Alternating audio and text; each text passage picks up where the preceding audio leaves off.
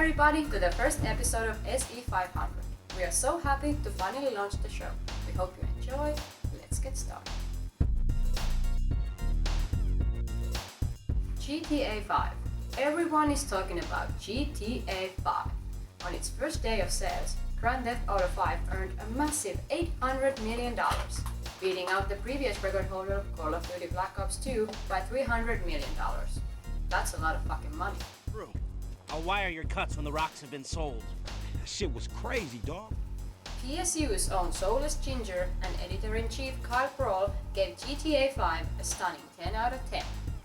Beverly, good to see you. No, seriously, dude, it is a backdoor bonanza where that bitch is concerned. Ah! Mr. Pro writes, marrying gameplay brilliance to compelling characters and a world matched only in size by the number of things you can do in it, Grand Theft Auto 5 is a masterpiece, one of the greatest games ever made. Fuck Trevor Phillips, man!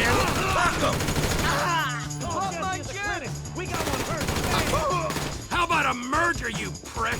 Praising it for enthralling gameplay with refined shooting and driving, for its breathtaking world with hundreds of ways to occupy hundreds of hours, with a thrilling story with memorable characters and performances. Ladies and gentlemen, this is your moment! Please don't make me ruin all the great work your plastic surgeons have been doing. On the floor, now! Part-time playboy and lead architect of the blissful PlayStation 4, Mark Cerny, has now confirmed he is also the lead designer of the PlayStation Vita.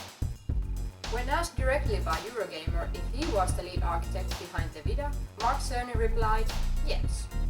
It has also come to the attention of SE500 that Mr. Cerny was also the lead architect of the world's first airplane, and the Apollo 11 rocket, and the Manhattan Project.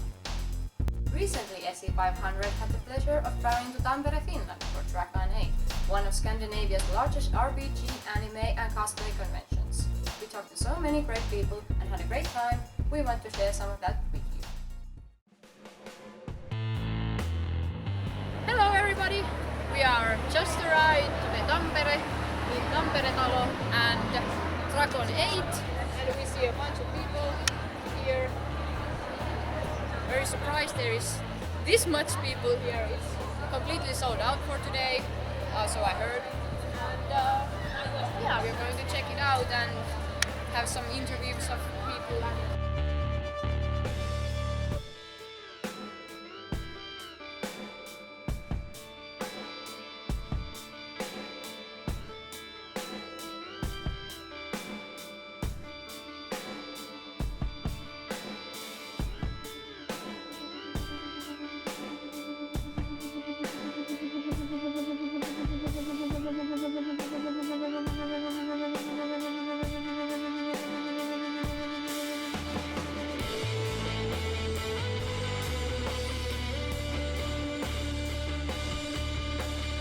You look awesome. I mean, look at you. You're so beautiful. No? Thanks. But how did you come up with the idea? Where did you get these? I made it myself and with my dad. Oh, really? Yeah. All of it? All of it. Wow. You're very talented. Thank you. We just love the movie. Yeah, me too. I Yes, just love it. Yeah. so naturally, here we are. Probably the best costumes I have seen. Oh, thank you. Congratulations.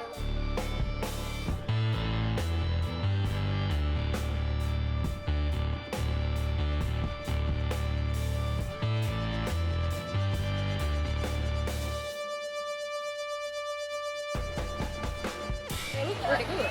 Thank you. Pretty good. I mean, actually, very, very good. You see and recognize you like that. So that is a very good sign. So yeah, great.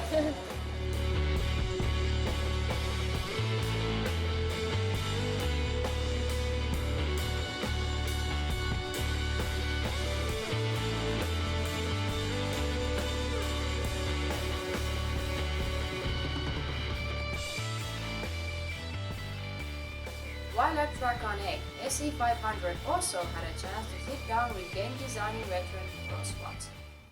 Would you please tell our readers a little bit about yourself and your work? Okay, I have been in the game industry for about 13 years now. I started out working on tabletop role-playing games, and I went to work for Games Workshop for a couple of years on the miniature game side, and then I went to work at a place called Fantasy Flight Games, which does a lot of board games and role-playing games and so forth. And from there, I went to work at a studio called Vigil, which made Darksiders 2, and now I am sort of a freelance game designer doing lots of different projects. And I think I have probably over 60 role-playing books published and just the one video game, but hopefully more in the future. Okay, that sounds good. So, what are you working on now? Well, right now I have a project called Accursed, which is a dark fantasy setting for the Savage Worlds role-playing game. It is kind of a cross between Hellboy and Solomon Kane. And it just launched a Kickstarter on Friday the 13th, actually. Because if you call your game Accursed, you might as well go all the way. Of course. And the Kickstarter is doing really well, so I'm excited about seeing where that goes. And in the future, I'm hoping to do some more work with Warhammer and Star Wars and a few other licensed games. That sounds very interesting. So, do you have a chance to work on a new generation hardware like Xbox One and PS4? Not yet, but I'm kind of excited to see what happens with that, especially with PlayStation 4. You're a PlayStation 4 fan? PlayStation. I think that's probably going to be my choice. It looks really, really good. Okay, good, very good. So, what is your opinion of the next generation consoles? Well, I think it's going to kind of boil down to the services that they offer to the gamer, because what's really important to the gamer is being able to play the games he wants to play at the right time. And the selection of games for both consoles, of course, is very interesting, and that's going to be a deciding factor as well. But I think PlayStation has the edge right now. Well, we're gonna wait and see. Yeah. So let's talk about the Darksiders franchise. Okay. You work on the Darksiders 2. Yes. Could you explain to our viewers the role on that project? I was the lead writer on Darksiders 2, especially for the downloadable content. I had a team with Molly Fincher, who was working with me, and we created a lot of the quests, and we wrote a lot of the script, and pretty much every item in Darksiders 2, if you pick it up and look at the description, that was me. I wrote that description. It was really fun creating characters like Belial, who's the demon that you fight in the it's the third DLC for Darksiders 2, and it was really cool being able to write dialogue for Death because he's such an interesting character. I found that to be probably the most favorite part. The story of Darksiders is also really interesting. There's a huge universe for it, and the visuals are just breathtaking. The tease at the end of Darksiders 1 got fans very excited at the thought of controlling all four horsemen, and although this never eventuated, you could argue that Death was afforded more depth from a narrative standpoint in the sequel. Where were any other benefits gained in deciding to focus on just one horseman with Darksiders 2? Well, that would be a question that would probably be better to ask someone like the creative director of the game, but as the writer, the creative director kind of told me, like, this is the path we want you to write for. And I thought it was cool to sort of delve into Death and find out what really makes him tick and what was interesting about his story. But I don't think that Darksiders is all gone forever. I believe there's a new company that's picked up the license, and I have talked to them a few times about that. So hopefully in the future we will do more Darksiders and maybe see the rest of the Four Horsemen. I think that would be fantastic. Still a chance of the Darksiders series continuing with the Nordic game purchasing from the IP and expressing some levels of interest in working with Crytek. If fans get Darksiders 3, do you see yourself working on the game? I have actually been in contact with them about doing some writing for Darksiders 2. I can't say for sure, but I would really, really like to get back to that franchise, and I know that a lot of creators who worked on Darksiders 2 would love to come back and do more on it, particularly the team that I was a part of with level designers like Rob Reininger. It's just a great game, and I would welcome a chance to come back and do more writing, especially for some of the new horsemen.